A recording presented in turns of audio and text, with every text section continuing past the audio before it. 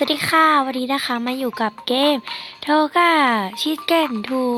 อ่านผิดหรืออ่านถูกไม่รู้นะคะเดี๋ยวเราไปเล่นกันเลยดีกว่าวันนี้เราจะมาทำอาหารให้กับคุณสัตว์ประหลาดตัวนี้ช่างน่ารักสะเอ็นดูนะคะโอเคเราไปดูกันเลยดีกว่าฮ่าฮ่าฮ่าฮ่าฮ่าฮ่าฮ่าฮ่าฮ่าฮ่าปิ๊กปังปิ้งปังปิ้งปังเชิญเลยครับผมอยากจะได้อาหารสุดอร่อยเอาอะไรดีนะวันนี้เดี๋ยวเราจะเอาอะไรดีอะวันนี้นะคะเดี๋ยวเราจะเอาปลามาทอดอุ้ยกระตุกจังเลยกระตุกเบาๆนะคะโอ้ยเดี๋ยวเราจะเอาปลานะคะไปทอดให้ทอดอบชุ่มน้ำมันทอดอบชุ่มน้ำมันงั้นทอดละกันด้านเรือนละวันนี้นะคะเราจะมาทำทั้งหมด3เมนูด้วยกันปลานี่แบบว่าสันในดีจังเลยนะต่อไปนะคะเราจะเอาปลาหมึกทั้งหมด2เส้นแล้วก็บล็อกโคลีอย่าเพิ่งดีกว่าเราจะเอาอันนี้นะคะไปต้มให้สะอาดและบริสุทธิ์จากใจจริงเอาไปต้มแล้วก็ใส่พริกไทยนิดหน่อยใส่เกลือนิดนึงบีบมะนาวเพื่อความกลมกล่อมโชยุค่ะไปกันเลยเดี๋ยวเราจะเอาอันนี้นะคะไปปั้นแล้วก็ปั้นอุ้ยใส่น้ำทำไมเทน้ำทิ้งได้ไหมเนี่ยเทน้ำทิ้งได้ไหม โอเคตูดได้น้ำปลาหมึกหนวดมาแล้วต่อไปนะคะเราจะเอาบล็อกโคลีไปต้มให้น้ำเป็นสีเขียว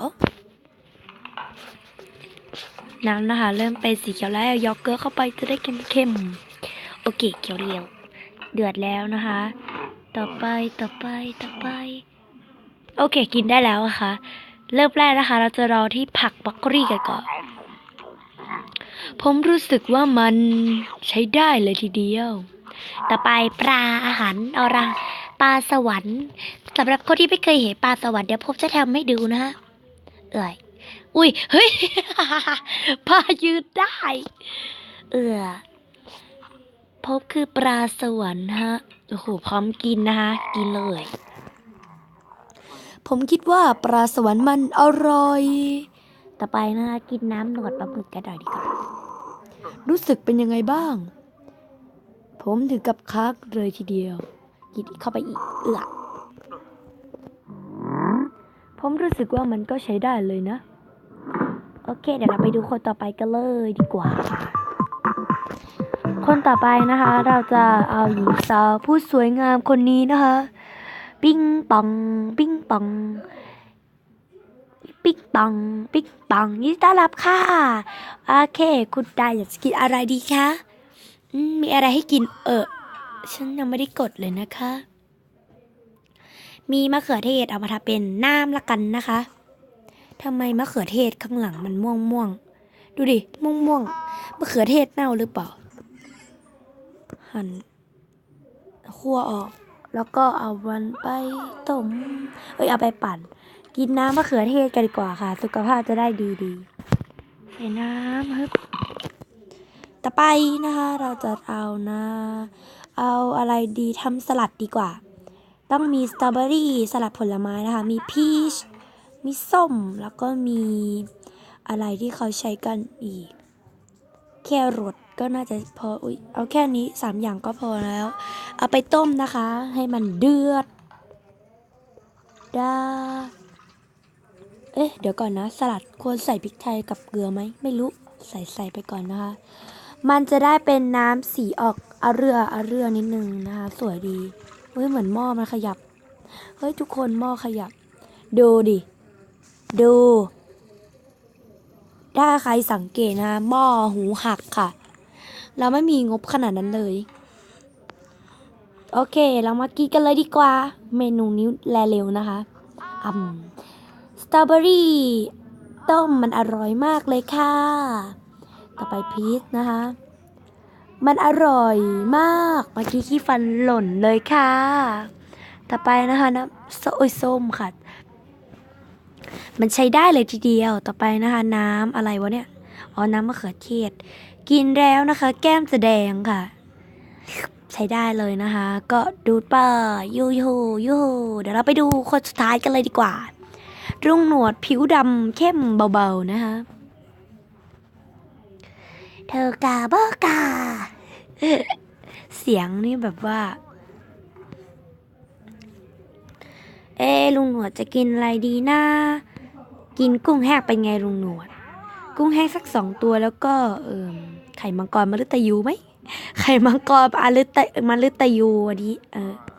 อย่าประทับตาแบบนั้นมันอร่อยนะลุงหนวดเอาไข่มังกรมฤตยูไปต้มนะคะเดี๋ยวจะเอาไปทำเป็นน้ำให้ลุงหนวดอุ้ยสีน้ำสวยอ่ะสีน้ำสวยใส่เกลือนะไข่มฤตยูจะได้เค็มหน้าลุงหนวดแบบพอใจมากอะลุงหนวดโอเคปั่นเลยนะไม่ต้องอุ้ยสีเขียวด้วยอ่ะไอ้ยาเป็นสีเขียวเลยนะคะน่ากินจังเลยอุ้ยร้อนต่อไปเราจะเอากุ้งมีกุ้งแล้วก็ต้องมีน้องไก่ของโปรด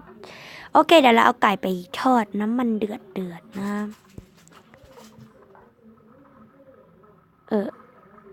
เราก็จะเอาทั้งเพิ่งเคยเห็นกุ้งไม่มีตาครั้งแรกอุ้ยกุ้งกะว่าจะโยนซะหน่อยเข้าปากลุงหนวดว่ายร้อนเชื่อไก่สวรรค์งาอุ้ยถ้าเกิดเยอะอุ้ยแล้วเข้าปากลุงหนวดอีกเดียวอร่อยทุกอย่างเลยลุงหนวดเอ้ยดูดน้ำอร่อยไหมอ้าวทำไมร้อนอ่ะอ๋อไม่รู้กินไปเดี๋ยวเราจะทำแก้วสวรรค์นะแตกไม่แตกด้วยแก้วอลูมิเนียมพลาสติกชัดๆแก้วหลอกประชาชีค่ะอุ้ยอันนี้นะคะดูเหมือนเป็นแก้วเขาเรียกว่าแก้วแบบว่าแก้วสามารถแตกได้อะแก้วพูดให้งงทำไมวะแก้วกระจกประมาณนั้นแหละพูดไม่ถูกแต่พอโยนปุ๊บไม่แตกค่ะแก้วหลอกเด็กมากอะยังไงสำหรับคลิปนี้ก็ต้องขอลาไปก่อนนะคะอย่าลืมกดไลค์กดแชร์กด Subscribe เพื่อเป็นกำลังใจให้ด้วยนะโอ้ยลุงหนวดชอบเนื้อนะคะอย่าลืมไข่มันเลยจะอยู่คิดได้ยังไงวะเนี่ยบ๊ายบายจุ๊บค่ะ